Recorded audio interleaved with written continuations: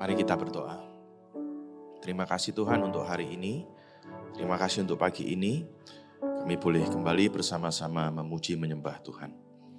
Sebentar kembali kami akan merenungkan firman-Mu. Tolong kami di dalam perenungan ini.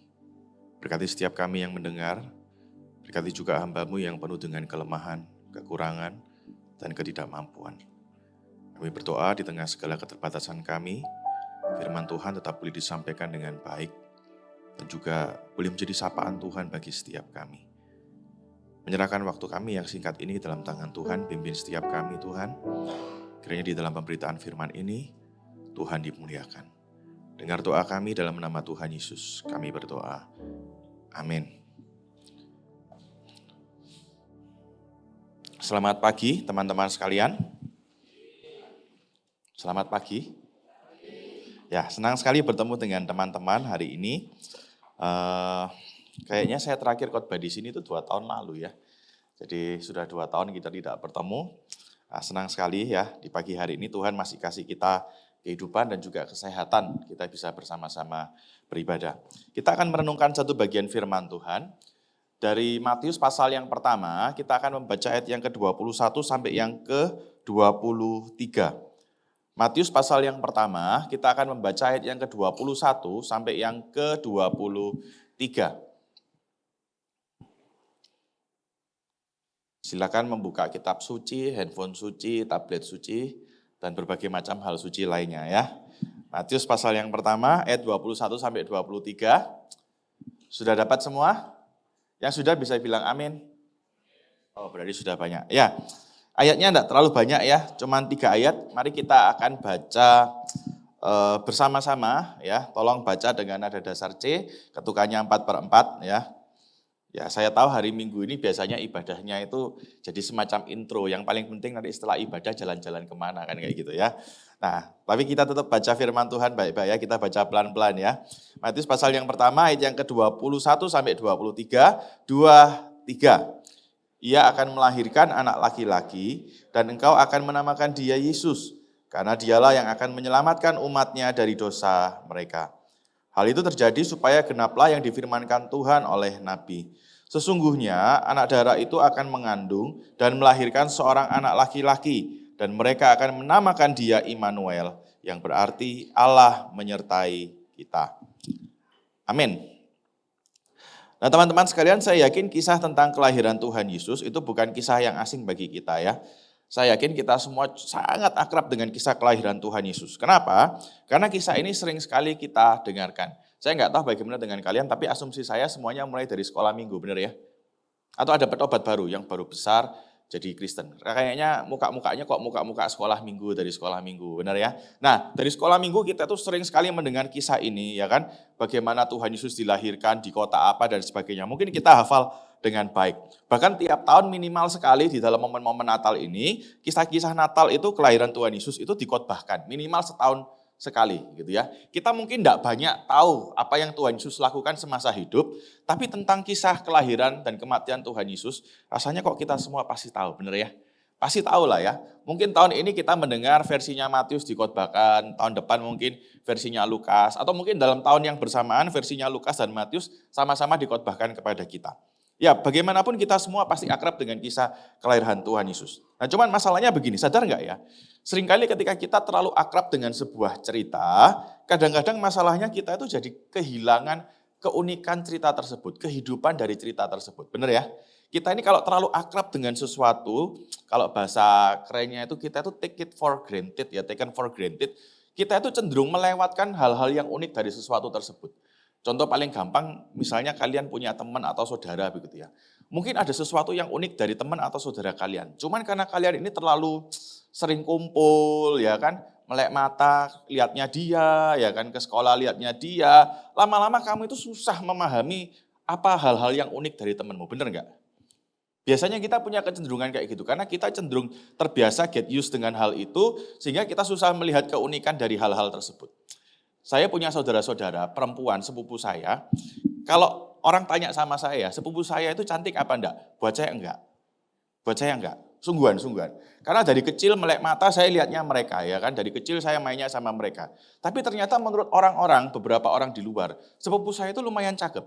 Menurut mereka loh ya, menurut mereka. Ya saya nggak tahu apakah saya yang dibutakan atau mereka yang dibutakan, saya nggak tahu gitu ya. Tapi yang jelas saya bisa memahami, mungkin masalahnya kayak gitu. Saya terlalu terbiasa dengan mereka, sehingga saya susah melihat hal yang unik dari mereka. Nah sadar enggak, hal yang sama itu juga berlaku ketika kita membaca kisah-kisah di dalam Alkitab, termasuk kisah kelahiran Tuhan Yesus. Kita terlalu terbiasa dengan kisah itu, sehingga kita susah melihat keunikan di balik kisah-kisah tersebut. Di dalam Alkitab misalnya ya, Tuhan Yesus itu sebelum mati, dia sempat masuk ke Yerusalem. Ingat nggak, dia mengendarai apa? Masih ingat waktu mau masuk ke Yerusalem, Tuhan mengendarai apa? Land Cruiser ya, kalau nggak salah ya, benar nggak? Fortuner atau Alphard ya? Apa? Masih ingat mengendarai apa? Mengendarai apa?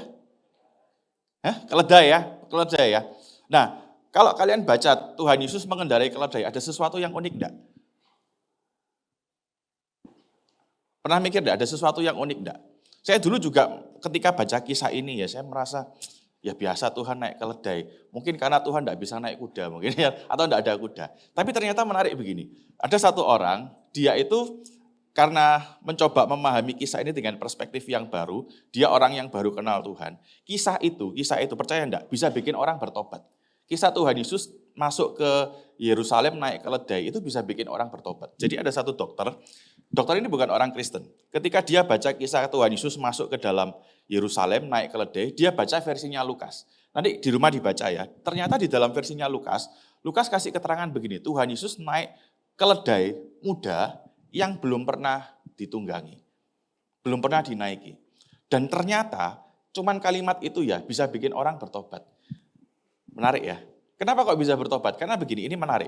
Kalau kalian belajar tentang ilmu kehewanan, kalian akan tahu begini, ternyata binatang beban ketika dinaiki pertama kali, dia pasti akan ngelawan. Kalau nggak percaya nanti coba cari keledai atau kuda ya, yang belum pernah dinaiki, coba kalian naiki. Kalian akan tahu, dia akan melawan karena dia tidak mau ada beban di atas pundaknya. Makanya orang itu ketika mau punya kuda, mereka kan tidak bisa langsung serta-merta punya kuda. Bahkan misalnya kudanya punya anak, itu tidak otomatis nurut sama mereka. Mereka harus naklukkan dulu. Karena kuda, keledai, binatang beban, ketika pertama kali dinaiki, mereka akan cenderung melawan. Nangkep ya maksudnya ya. Tapi ternyata dicatat oleh Lukas, Tuhan Yesus naik keledai yang belum pernah ditunggangi, dan keledainya nurut. Berarti yang naik ini pasti orang spesial. Nangkep maksudnya ya. Kisahnya itu bisa jadi lebih hidup gitu loh. Nah sama termasuk dengan ketika bagian yang kita baca, kita barusan membaca tentang Immanuel. Saya yakin kita semua akrab dengan istilah ini, ya kan? Akrab dengan istilah Immanuel. Slide-nya bisa dilanjutkan. Ya, kita akrab dengan istilah ini. Mungkin teman kita namanya Immanuel, ya kan? Kita pernah tahu gereja ada namanya Immanuel, sekolah namanya Immanuel, bahkan ada toko buku namanya Immanuel. Saya harap tidak ada yang menamakan binatang peliharaannya Immanuel, saya harap. Tapi poinnya begini, kita semua akrab dengan kata-kata ini. Tapi saking akrabnya kita dengan Immanuel, sampai tahu artinya Allah menyertai kita, kadang-kadang kita justru tidak memahami apa sih keunikannya ketika Matius itu menyampaikan kepada kita bahwa Yesus itu adalah Immanuel. Nangkap ya? Kita terlalu terbiasa dengan Immanuel, terlalu terbiasa kita paham, oh ya Allah berserta dengan kita. Tapi kita tidak memahami dalam konteks apa ungkapan ini dimunculkan oleh Matius. Dan ini yang akan menjadi perenungan kita hari ini. Teman-teman kalau kita membaca bagian ini, sebenarnya ada dua hal yang bisa kita pelajari yang Matius itu hendak sampaikan kepada kita ketika dia menjelaskan bahwa Tuhan Yesus itu adalah Immanuel. Yang pertama begini, ketika Matius menyebut Tuhan Yesus sebagai Immanuel, dia ingin menunjukkan kepada kita bahwa Allah itu adalah Allah yang mempedulikan umatnya. Yang pertama, ketika Matius menunjukkan bahwa Tuhan Yesus itu adalah Immanuel, dia ingin menunjukkan kepada kita bahwa Allah itu adalah Allah yang peduli dengan umatnya. Nah, untuk bisa memahami hal ini, saya perlu jelaskan begini. Injil Matius itu ditulis bukan untuk kita ya. Penerima Injil Matius yang pertama-tama itu adalah orang Yahudi. Ini perlu diingat baik-baik. Jadi Injil Matius itu ditulis oleh Matius pertama-tama itu untuk orang-orang Yahudi pada masa itu. Khususnya orang Kristen Yahudi. Taunya dari mana? Taunya dari dua hal, setidaknya dua hal. Yang pertama begini, kalau kalian baca seluruh Injil Matius nanti di rumah, kalian akan menemukan bahwa ternyata di dalam Injil Matius itu banyak sekali rujukan terhadap perjanjian lama. Misalnya di dalam 2 pasal pertama ya kan, Matius itu bolak-balik bilang begini, dengan demikian hal ini terjadi untuk menggenapi. Terus kemudian beberapa ayat lagi, hal ini terjadi untuk menggenapi dan seterusnya. Dan menggenapinya itu dikaitkan dengan perjanjian lama. Nah, dalam 2 pasal saja kalian bisa menemukan banyak kutipan perjanjian lama. Apalagi di seluruh Matius. Berarti begini, karena Matius banyak mengutip perjanjian lama, berarti asumsinya orang yang menerima ini pasti akrab dengan perjanjian lama. Nangkap ya? Yang menerima Injil Matius pasti orang yang akrab dengan perjanjian lama. Siapa yang paling akrab dengan perjanjian lama? Kita belum ada waktu itu ya. Ya orang Yahudi pada masa itu. Jadi yang pertama itu dari rujukan PL-nya itu banyak sekali. Dan orang pada masa itu yang paling kenal baik perjanjian lama, ya orang Yahudi. Kemudian yang kedua, kenapa kok kita yakin bahwa yang menerima Injil Matius ini adalah orang Yahudi? Karena ternyata di dalam Injil Matius, ketika Matius itu bicara soal adat istiadatnya orang Yahudi, dia tidak memberikan penjelasan. Tangkap ya, dia tidak memberikan penjelasan. Itu berarti asumsinya orang yang menerima ini tahu dengan baik adat istiadatnya orang Yahudi. Sama kayak kita gini loh ya. Kalau saya nulis sama, ini rata-rata kayaknya muka kalian kan muka-muka Tionghoa semua, bener gak ya? Made in China kayaknya, bener kan? Nah kalau saya ngomong sama kalian orang yang rata-rata Chinese, saya ngomong misalnya tentang Imlek, kira-kira saya perlu jelaskan apa enggak? Langsung ngerti Imlek, ya itu hari pendapatan nasional itu ya kan? Enggak perlu saya jelaskan, ya kan? Enggak perlu. Saya kalau ngomong Cingbing, saya perlu jelaskan sama kalian enggak? Ngerti ya? Enggak perlu saya jelaskan. Karena yang menerima sama-sama. Saya ngerti budaya, kalian juga ngerti. Tapi lain ceritanya kalau saya ngomong dengan orang yang berbeda suku. Saya ngomong Imlek, Cingbing misalnya. Orang itu mungkin tidak selalu mengerti. Sehingga saya mungkin sedikit perlu menjelaskan apa itu Imlek, apa itu Cingbing. Nangkep ya? Nah ternyata di dalam Injil Matius, Matius ketika bicara soal budaya Yahudi, kebiasaan orang Yahudi, dia tidak memberikan penjelasan. Berarti asumsinya orang yang menerima ini, orang yang tahu dengan baik tentang budaya Yahudi. Jadi dari Tuhan ini, siapa yang kenal PL dengan baik, siapa yang kenal budaya Yahudi dengan baik? Ya paling gampang orang Yahudi sendiri. Nangkep maksudnya ya? Nah poinnya begini, kalau kita sudah setuju bahwa Matius menulis untuk orang Yahudi, hal yang menarik itu begini. Ketika Matius menulis Injil Matius, ternyata orang Yahudi pada masa itu tidak dalam keadaan yang baik-baik saja. Orang Yahudi pada masa itu tidak dalam keadaan yang baik-baik saja. Secara politis dan teologis, keadaan mereka itu tidak baik. Kok bisa tidak baik? Nah semuanya itu, mari kita mundur ke zaman perjanjian lama. Semuanya itu mulai ketika Tuhan mengizinkan mereka masuk dalam pembuangan. Masih ingat di perjanjian lama, kerajaan Israel, Yehuda, itu kan diizinkan Tuhan masuk dalam pembuangan. Masih ingat ya? Loh ini kok mukanya jelek semua ini. Ingat ya, nanti di rumah dibaca ya. Jadi kerajaan Israel itu kan pada masa Rehabeam, anaknya Salomo, terpecah jadi 2. Ingat ya, jadi 10 suku di utara, 2 suku di selatan. Yang utara jadi kerajaan Israel, yang di bawah jadi kerajaan Yehuda. 10 suku itu sudah hancur duluan, di bawah kerajaan Asyur. Nah 2 suku beberapa ratus tahun kemudian, 100 tahun kemudian, itu dikalahkan oleh Babel dan dibawa oleh orang-orang Babel ke tempat mereka. Nah poinnya begini, ketika kerajaan Yehuda itu dibawa, orang-orang Yehuda dibawa ke Babel, sejujurnya itu mulai menandai begini, satu peralihan di mana keadaan politis dan teologis mereka itu tidak baik-baik saja. Secara politis jelas tidak baik, namanya kalah perang itu kan tidak baik. Apalagi mereka dibawa ke tempat yang baru tidak baik. Tapi bukan hanya secara politis, secara teologis mereka juga mengalami pergumulan. Pergumulannya apa? Pergumulannya 2. Yang pertama begini, mereka itu harus pergi meninggalkan tanah perjanjian. Dan buat mereka itu masalah serius. Kenapa kok itu serius? Karena kalau kalian baca di perjanjian lama, Tuhan itu kan bolak-balik bilang sama orang Israel begini, kamu akan menjadi umatku, aku menjadi Allahmu. Salah satu tanda perjanjiannya itu apa? Aku akan memberikan kepadamu negeri yang berlimpah susu dan madunya. Masih ingat ya? Ini mukanya ngantuk atau nggak ngerti atau nanti di rumah dibaca ya. Jadi intinya gini, ternyata di perjanjian lama, tanah perjanjian itu peran yang sangat penting. Punya peran yang penting buat orang Yehuda. Ternyata ketika Tuhan membawa mereka keluar dari tanah perjanjian, buat mereka itu menimbulkan masalah teologis. Karena mereka bertanya-tanya gini, kira-kira saya ini masih jadi umatnya Tuhan apa enggak? Kira-kira saya ini masih punya Tuhan atau enggak? Tapi bukan hanya itu, yang kedua, ternyata masuk dalam pembuangan, itu mempengaruhi konsep berpikir mereka tentang Tuhan. Saya jelaskan sedikit begini. Pada masa kuno, ketika dua bangsa berperang, mereka itu melihat bukan hanya bangsa itu yang berperang, tapi dewanya juga ikutan berperang. Contoh misalnya, sebelah sini ini penyembah dewa Stefanus misalnya ya. Yang sini penyembah dewa Kristianto misalnya. Kemudian berperang. Nah, di dalam kacamata masa itu, yang berperang itu bukan hanya bangsa A dan bangsa B, bukan. Tapi dewa Stefanus dan dewa Kristianto juga berperang. Dan yang menang, itu orang punya anggapan gini, berarti dewanya itu lebih kuat. Nangkap maksudnya ya. Jadi misalnya kalian berperang ya, penyembah Stefanus dan penyembah Kristianto. Yang menang ternyata penyembah Stefanus. Berarti orang pada masa itu berpikir, dewa Stefanus itu lebih kuat daripada dewa Kristianto. Nangkap ya. Nah, ketika orang-orang Yehuda perang lawan Babel, ternyata kan kalah toh. Bukan hanya secara politis mereka bergumul, secara teologis mereka juga bertanya-tanya, Tuhan ini kuat apa enggak sih? Kok Tuhan kalah sama bangsa Babel? Nangkap ya? Bisa paham pergumulannya mereka. Jadi waktu mereka masuk dalam pembuangan, itu satu titik di mana mereka mulai bergumul secara politis, secara teologis. Keadaannya tidak baik-baik saja. Nah, kabar baiknya itu gini, Tuhan berjanji, tenang, keadaanmu sekarang tidak baik. Tapi nanti ada waktunya, Tuhan itu akan memulihkan keadaan mereka. Tuhan janji kayak gitu sama mereka.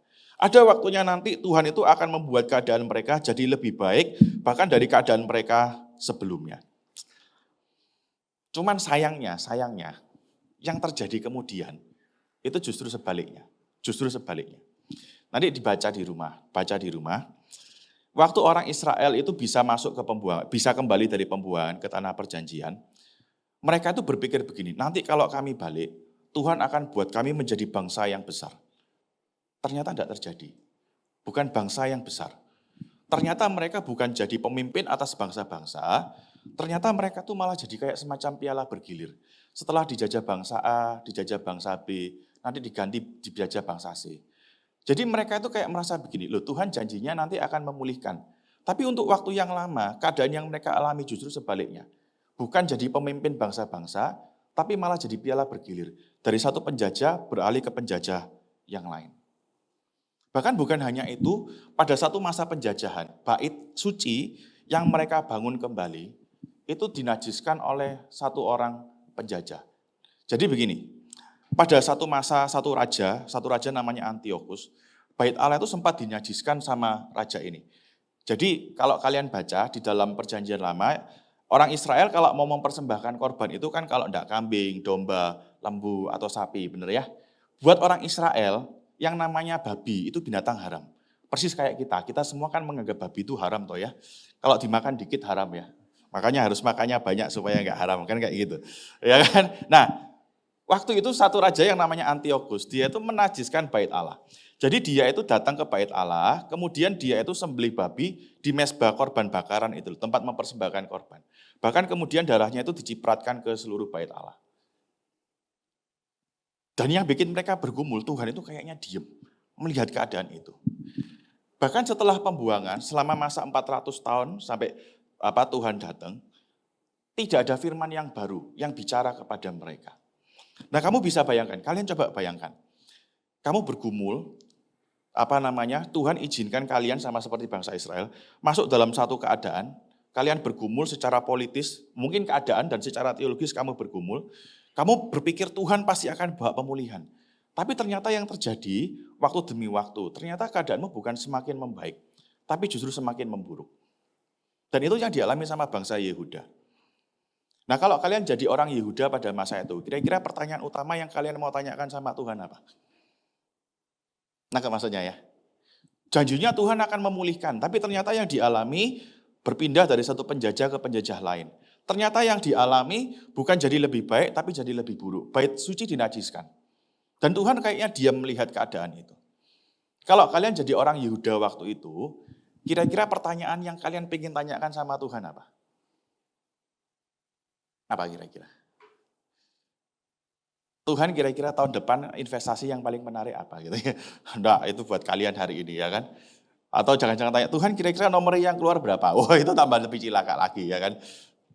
Saya yakin begini, kalau kalian ada dalam keadaan bangsa Yehuda itu ya, yang diizinkan Tuhan mengalami pergumulan politik dan teologis untuk waktu yang lama, dan pemulihan Tuhan itu tidak kelihatan. Saya yakin satu pertanyaan yang akan muncul begini, Tuhan ini kira-kira masih peduli enggak sama saya? Benar enggak? Tuhan masih peduli enggak sama saya? Saya beberapa kali cerita waktu saya pelayanan di satu gereja ya. Ada satu jemaat yang saya layani dalam waktu 2 tahun. Jadi waktu saya baru datang, 2 tahun pertama saya pelayanan, saya hitung-hitung dia itu mengalami musibah 8 kali. Bukan karena saya loh, bukan karena saya. Mikir, oh gara-gara kamu datang kena musibah. Enggak, bukan. Tapi enggak tahu gimana Tuhan izinkan dia mengalami 8 musibah. Waktu itu saya hitung mulai gini, rumah tempat beliau tinggal itu kebakaran. Terus kemudian anak laki-laki yang tertua meninggal kena serangan jantung. Terus dia itu punya cucu perempuan yang tinggal sama dia, itu meninggal. Jadi cucunya ini tidak bisa renang, ikut teman-temannya itu rafting di mana di Tretes gitu loh. Nah waktu rafting, tahu rafting ya. Nah waktu rafting itu ternyata perahu karetnya itu balik. Teman-temannya waktu balik lagi. Lah yang cucunya ini waktu balik tidak mau balik. Dan problemnya dia tidak bisa renang. Sehingga pulang-pulang dia meninggal. Bayangin.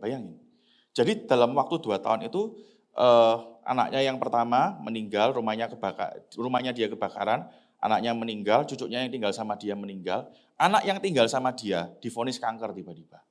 Terus anaknya dia laki-laki nomor 3 hampir meninggal karena serangan jantung. Jadi saya waktu itu hitung itu 8 musibah dalam waktu 2 tahun. Tidak usah nunggu lama, 2 tahun 8 musibah. Saya waktu visitasi, orang ini cuma tanya sama saya begini, saya salah apa sama Tuhan ya? Tuhan ini masih peduli enggak sama saya? Nah kalian bisa paham, ini yang dialami bangsa Yehuda. Satu masa Tuhan izinkan mereka mengalami pergumulan yang berat. Bukan hanya secara politik, secara teologis konsep mereka tentang Tuhan itu kayak dihancurkan sama Tuhan, diputer sama Tuhan. Beriman karena Tuhan janji akan memberikan pemulihan. Tapi untuk waktu yang lama 400 tahun lebih, yang terjadi keadaan mereka tidak lebih membaik. Pasti pertanyaan yang muncul kan itu, Tuhan masih peduli enggak sama kami? Benar enggak ya? Tuhan masih peduli enggak sama kami? Nah ternyata di dalam konteks itu, Matius menempatkan kisah kelahiran Tuhan Yesus. Karena Matius ingin menunjukkan begini, kisah kelahiran Yesus itu adalah jawaban atas pertanyaan tadi. Ketika orang-orang Yehuda bertanya, Tuhan masih peduli apa enggak? Matius menunjukkan Yesus lahir, Yesus disebut sebagai Immanuel. Soalnya Matius mau bilang sama orang-orang Yehuda begini, bro, Tuhan tidak meninggalkan kamu. Tuhan peduli dengan apa yang kamu alami. Di dalam kekacauan yang mereka alami, ternyata Allah tidak meninggalkan mereka. Allah hadir di dalam pergumulan mereka, Allah hadir di dalam kekacauan yang mereka alami, bahkan hadir sedemikian dekat di tengah-tengah mereka. Luar biasa ya. Jadi Allah beserta dengan kita, itu dimunculkan. Bukan dalam konteks yang begitu saja, yang kita tidak tahu, ya kan? Tapi di dalam konteks ketika mereka sedang bergumul, Tuhan lagi peduli sama saya apa enggak? Dan ketika mereka bertanya-tanya tentang Tuhan peduli enggak dengan saya, Tuhan itu, Matius menunjukkan kehadiran Yesus, itu bukti nyata bahwa Allah sungguh-sungguh peduli dengan pergumulan umatnya. Nah yang kedua, yang terakhir, ini yang kita sukai ya, karena artinya sudah mau pulang ya kan. Yang terakhir, kita kan kalau dengar kata terakhir waktu khotbah itu kan paling senang ya kan, yes pulang gitu kan. Nah yang kedua menariknya begini, ternyata Immanuel tidak hanya bicara soal Allah yang mempedulikan umatnya. Tapi yang kedua, ternyata Immanuel itu juga bicara tentang Allah yang menyelamatkan umatnya. Jadi Immanuel tidak hanya bicara soal Allah yang peduli, tapi juga Allah yang menyelamatkan umatnya. Nah teman-teman kalau kalian baca tadi ayat yang ke-21, menarik sekali begini. Ketika Matius itu bicara soal Immanuel, dia mengaitkannya itu dengan karya keselamatan Kristus. Jadi ayat 21, malaikatnya kan bilang begini sama Yusuf. Anak ini akan dinamai Yesus. Kenapa harus dinamai Yesus? Karena ada misi yang harus dia kerjakan, menyelamatkan umatnya dari dosa. Menyelamatkan umatnya dari dosa. Kemudian dikatakan begini, semua ini terjadi untuk menggenapi nubuatan tentang Immanuel. Berarti secara logis begini, secara logika bahasa, Matius ingin menunjukkan kepada kita, ternyata karya penyelamatan Tuhan Yesus itu adalah bagian dari perannya sebagai Immanuel. Atau dengan kata lain begini, karya penyelamatan Tuhan Yesus itu adalah bagian dari kehadiran dan kepedulian Allah terhadap umatnya. Ternyata menarik, di tengah kekacauan yang mereka alami, Allah itu bukan hanya sekedar bilang, aku ada bersama dengan kamu, aku peduli dengan kamu. Enggak. Tapi ternyata Allah juga secara aktif melakukan sesuatu bagi umatnya. Peduli toh, tapi kalau enggak berbuat apa-apa, rasanya juga enggak ada gunanya, benar enggak ya? Tapi Tuhan bukan hanya dia peduli, tapi dia juga secara aktif melakukan sesuatu bagi pergumulan umatnya. Nah, cuman menariknya Matius menampilkan kepada kita kepedulian Allah dan cara kerja Allah itu unik. Unik dibandingkan yang kita inginkan. Karena begini, kalau kalian menempatkan diri dalam keadaan orang Yehuda pada masa itu, kalau Tuhan bilang mau kasih pemulihan keselamatan kepada kalian, pasti kan otomatis yang terpikir dalam pikiran kalian begini. Tuhan, kalau memang Tuhan mau nolong saya, maka bentuk pertolongannya harus begini. Semua bangsa yang menjajah itu dilenyapkan sama Tuhan, dan kami jadi bangsa yang hebat. Itu bentuk pertolongannya Tuhan buat kami. Benar nggak? Tadi kan saya bilang begini, pergumulannya orang Yehuda pada masa itu apa? Secara politik dan juga secara teologis. Keduanya berkaitan, tapi masalah utamanya secara politik. Nah, seharusnya mereka berpikir begini, Tuhan, kalau memang Tuhan mau secara aktif menolong kami, harusnya yang Tuhan lakukan apa? Semua musuhnya itu dikalahin. Ya kan? Tuhan datang jadi kayak semacam Superman gitu, terus kemudian orang Romawi yang nakal-nakal diselentii hidungnya, ayo pulang-pulang gitu ya kan. Harusnya kan seperti itu. Harusnya seperti itu. Saya berpikir kalau saya jadi orang Yahudi, maka yang saya harapkan pada masa itu jelas perubahan politik, restorasi politik. Kalau bisa Tuhan, jangan kami jadi umat jajahan. Kami yang menjajah saja kalau bisa ya kan. Kami pengen semua bangsa itu nurut sama kami. Karena restorasi politik itu bukan hanya berdampak bagi keadaan politik mereka, tapi juga bagi pandangan mereka secara teologis tadi, pandangan teologis mereka. Nah cuman menariknya begini, Matius itu mengaitkan Tuhan Yesus datang, itu berarti Allah peduli, Tuhan Yesus datang, itu berarti Allah aktif melakukan sesuatu buat umatnya, di tengah pergumulan umatnya, tapi Matius menjelaskan bahwa Tuhan Yesus datang bukan untuk membawa perubahan politik. Tuhan datang bukan untuk membawa perubahan politik. Kenapa kok Tuhan tidak membawa perubahan politik? Karena kayaknya Tuhan tahu bahwa masalah utama kita itu bukan masalah politik. Tuhan tahu masalah utama kita itu dosa. Sadar enggak? Semua masalah utama kita kalau kita mau jujur, kita urut dari bawah. Masalah utama kita itu dosa. Kenapa kok kita itu enggak suka dengan orang lain? Kita benci dengan orang lain. Kenapa ada kesombongan dan sebagainya? Kenapa kita menindas orang? Kalau diurut-urut masalahnya itu dosa. Dan Tuhan tahu masalah utama orang Yehuda pada masa itu bukan keadaan yang terjajah. Masalah utama yang mereka hadapi, akar utamanya itu adalah dosa. Makanya Tuhan datang itu bukan menjawab masalah yang bukan masalah utama. Tuhan datang menjawab masalah utama mereka, yaitu dosa. Seibaratnya gini loh, kalau kalian tahu ya, orang kalau sakit itu ada gini nih, ada namanya gejala, ada namanya sakit. Sakit itu sakit utamanya, gejala itu akibat dari sakitmu. Nangkep maksudnya? Jadi misalnya demam itu gejala, demam itu bukan sakit. Sakitnya itu apa? Sakitnya itu infeksi. Kenapa kalian demam? Itu karena ada infeksi. Terus misalnya begini, sakit perut itu bukan sakit. Sakit perut itu gejala. Penyebabnya itu bisa macam-macam. Bisa misalnya kalian sakit ma misalnya, atau kalian misalnya ada masalah jantung juga bisa kan, sakit perut. Kemudian misalnya masalah-masalah yang lain. Nah, kalau kalian pengen sakitmu hilang, maka yang harus kamu obati itu bukan menghilangkan sakit perutnya.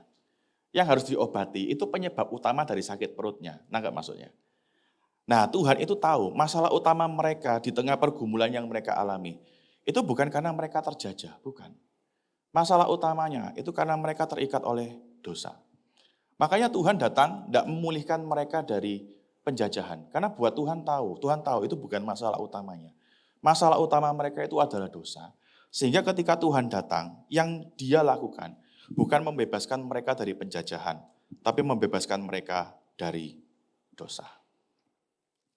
Pendeknya teman-teman begini, singkatnya begini.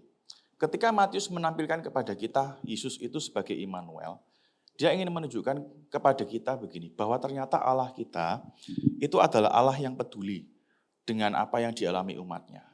Di tengah kekacauan yang dialami umatnya, ternyata Allah kita bukan Allah yang jauh di sana, Dia Allah yang peduli, bahkan Dia hadir di tengah-tengah pergumulan, kekacauan yang dihadapi umatnya. Bahkan bukan hanya peduli, tapi yang kedua, Allah ini secara aktif melakukan sesuatu untuk menyelamatkan umatnya dari masalah utama mereka. Sehingga dengan kata lain, Immanuel itu bukan hanya bicara soal kepedulian Allah. Immanuel itu juga bicara soal tindakan Allah yang secara aktif mau menyelamatkan kita dari masalah utama kita. Nah teman-teman, saya tidak tahu bagaimana dengan kalian. Mungkin keadaan kita sama seperti bangsa Yehuda. Tadi yang mimpin ya sharing tentang pengalamannya ketika Tuhan mengacaukan hidupnya. Saya yakin kita semua hari ini hidup di dalam zaman yang penuh dengan tekanan. Zaman sekarang ini saya harus akui beda dengan zaman saya waktu kecil, ya kan? Dengan orang-orang yang lebih senior di masa mudanya. Zaman kita ini zaman yang terlalu rapid, bergeraknya terlalu cepat, ya kan? Handphone itu kayaknya nggak bisa bertahan lama, beneran di zaman sekarang. Kayaknya kalian itu mungkin 2-3 tahun sudah suruh ganti. Padahal dulu ya zaman saya waktu masih lebih muda dari sekarang, saya masih muda percayalah, tapi zaman saya masih lebih muda dari sekarang, itu handphone itu bisa bertahan sampai beberapa tahun sungguhan. Jadi zaman saya masih SMP, SMA lah ya, SMA awal-awal kuliah itu handphonenya kan masih handphone yang lama yang tebel-tebel itu ya. Itu kalau buat ngelempar maling, malingnya bisa mati itu ya.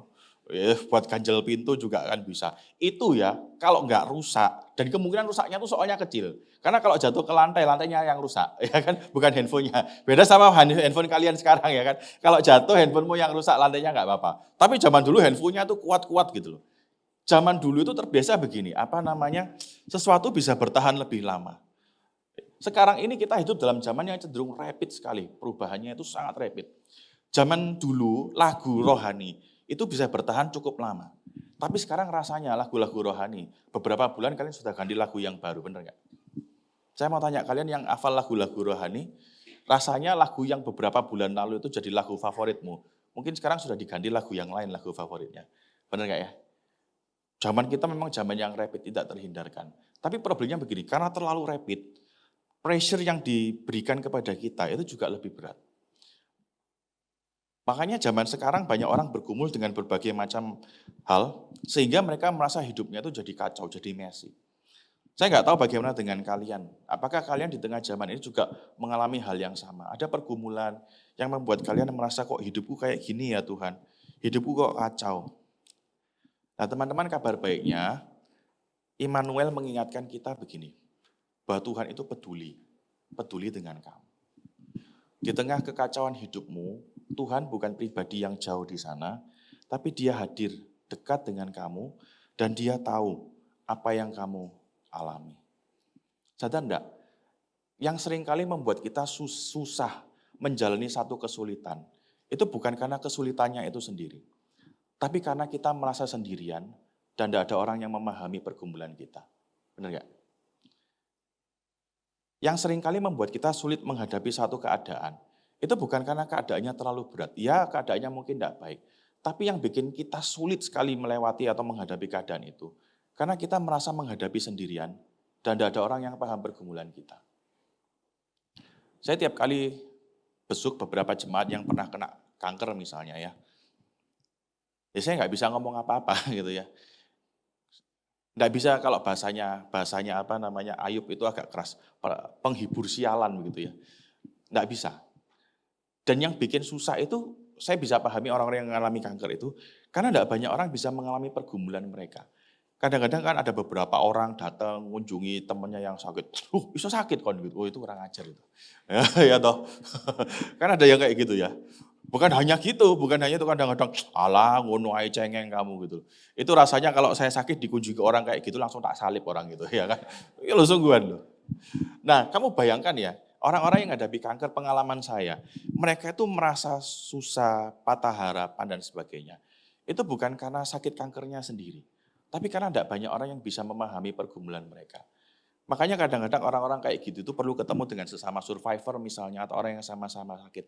Itu karena bisa saling merasakan, saling menguatkan gitu loh. Tapi problemnya sadar enggak? Seringkali yang membuat kita susah menghadapi kesulitan, itu bukan karena kesulitannya itu sendiri. tapi kita merasa sendirian menghadapi kesulitan itu. Benar ya? Nah, kabar baiknya gini, kamu tidak sendirian kok sungguh. You may be lonely. You may be alone, but you will never be lonely. Kamu mungkin merasa, kebalik. You may be lonely, but you will never be alone. Kamu mungkin merasa kesepian di dalam pergumulanmu, tapi kamu tidak akan pernah benar-benar sendiri kok. Karena ternyata di tengah pergumulanmu Tuhan hadir, dan Tuhan mengerti apa yang kamu gumulkan. Tapi tidak hanya berhenti sampai di sana, Tuhan tidak hanya peduli, tapi ternyata Tuhan juga aktif melakukan sesuatu di tengah pergumulan kita. Sama seperti yang dialami orang Yehuda. Tuhan bukan hanya menunjukkan bahwa dia peduli, tapi ternyata dia aktif melakukan sesuatu untuk menjawab masalah utama mereka. Di tengah pergumulanmu ini juga jadi kabar baik. Tuhan bukan hanya peduli dengan kekacauan yang kamu alami, tapi Tuhan juga ingin melakukan sesuatu untuk menyelamatkan kita dari masalah utama kita, kekacauan itu. Teman-teman, ini seharusnya memberikan pengharapan buat kita. Sadar enggak sekali lagi, kesulitan itu seringkali jadi sulit karena enggak ada harapan. Beda dengan begini, sesuatu yang sulit, tapi kalau ada harapan di balik sesuatu itu jadi lebih bearable, lebih bisa kita jalani, lebih bisa kita terima. Benar enggak? Contoh ya. Kalau kalian misalnya, saya mau tanya, kalian kalau misalnya disobek-sobek kulitnya pakai pisau mau enggak? Saya mau tanya, kalian misalnya ya, kulit kalian itu disobek pakai pisau kira-kira mau apa enggak? Enggak mau, ngangguran, jelas lah saya juga enggak mau. Tapi sadar enggak, ada waktunya kita itu mau. Karena kita tahu ada harapan di balik hal tersebut. Contohnya waktu kalian dioperasi, kulitmu kan disobek toh. Kamu mau enggak dioperasi? Mungkin mau, karena mungkin setelah operasi itu ada harapan. Keadaanmu yang baik, enggak baik, jadi bisa lebih baik. Nah kalian lihat, ternyata masalah utama kita bukan sekedar sakitnya saja. Jadi yang pertama, apakah kamu menghadapi sakitnya sendirian atau enggak? Tapi yang kedua, ternyata juga masalah hope, masalah harapan. Sesuatu yang menyakitkan, tapi kalau kamu tahu ada harapan di balik sesuatu itu, kamu lebih bisa menanggung rasa sakit itu, benar enggak? Sama kayak tadi di operasi. Kalian tahu ini satu-satunya jalan kalian sembuh. Walaupun sakit tapi kalian mau jalani kok. Lebih bisa dirasakan karena kalian tahu di balik itu ada harapan. Nah, kabar baiknya gini. Kekacauan hidupmu hari ini itu ada harapan. Karena Tuhan itu secara aktif sedang bekerja untuk mendatangkan sesuatu yang baik bagi kalian. Karena itu teman-teman di tengah tensi yang tinggi hari ini, tekanan yang tinggi hari ini, jangan gampang-gampang menyerah. Jangan gampang-gampang tinggalkan Tuhan. Bertahanlah. Pertolongan dari Tuhan itu pasti ada kok. Mungkin Tuhan cuma pengen kalian bertahan sedikit lagi. Dia sedang bekerja, dia peduli dengan keadaanmu, dan dia sedang bekerja mendatangkan sesuatu yang baik bagi hidup. Teman-teman seharusnya ini menolong kita di tengah zaman yang penuh dengan tekanan, di tengah kekacauan yang kita alami, ini jadi penghiburan besar. Bukan hanya kita tidak sendirian, tapi ternyata Tuhan peduli dengan apa yang kita alami. Bukan hanya kita tidak sendirian, tapi ternyata Tuhan aktif bekerja di dalam hidupmu, mau memberikan sesuatu yang baik bagi hidupmu. Saya tahu mungkin pergumulan yang kamu alami, orang lain tidak bisa paham, saya mungkin juga tidak bisa paham. Tapi yang saya cuma mau katakan gini, bertahanlah. Tuhan sedang bekerja, mendatangkan sesuatu yang baik. Jangan putus asa, jangan kecewa, jangan marah. Bertahanlah, berpegang sama Tuhan. Percayalah, dia sedang bekerja, mendatangkan sesuatu yang baik. Yuk kita tundukkan kepala. Bolehkah saya minta pemain keyboard maju?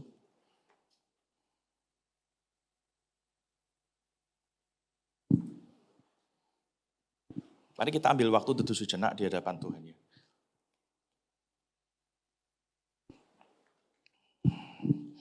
Teman-teman, saya yakin kita semua datang dengan berbagai macam pergumulan. Atau bahkan mungkin hari ini kalian merasa hidupmu kacau, hidupmu ada dalam titik yang penuh dengan kerumitan. Nah hari ini Tuhan cuma mau bilang di minggu Advent yang pertama ini, Tuhan peduli dengan hidupmu, Tuhan peduli dengan pergumulanmu, Bahkan ada harapan, ada harapan. Karena Tuhan sedang bekerja untuk mendatangkan sesuatu yang baik bagi kalian. Karena itu bertahan, percaya kepada Tuhan. Masalahmu mungkin tidak mudah, masalahmu mungkin berat. Tapi belajar melihat kepada Tuhan yang peduli, yang hadir di tengah-tengah hidupmu secara nyata. Belajar melihat kepada Tuhan yang sedang bekerja, mendatangkan sesuatu yang baik bagi kalian.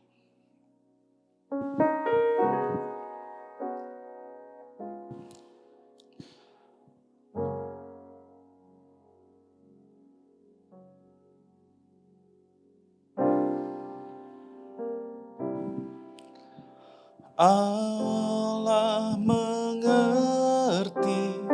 Allah peduli segala persoalan yang kita hadapi,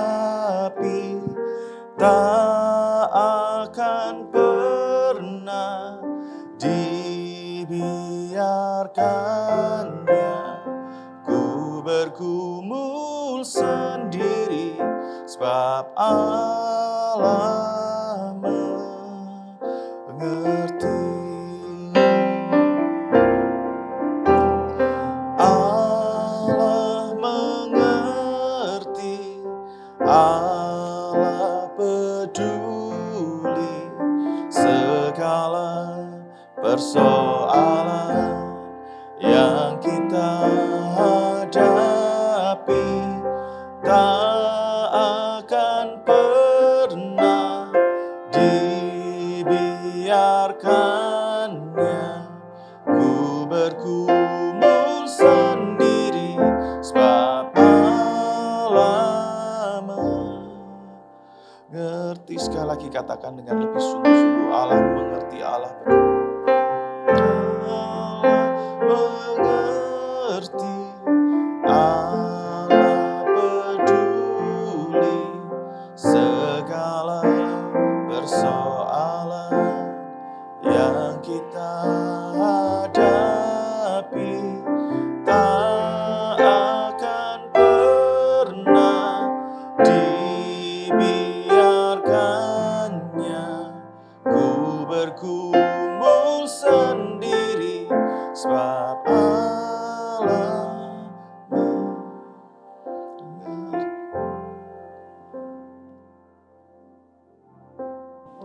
Tuhan, kami bersyukur bahwa di tengah dunia yang berdosa, di tengah tantangan kehidupan, di tengah kekacauan hidup yang kami alami, kami tidak pernah menghadapinya sendiri.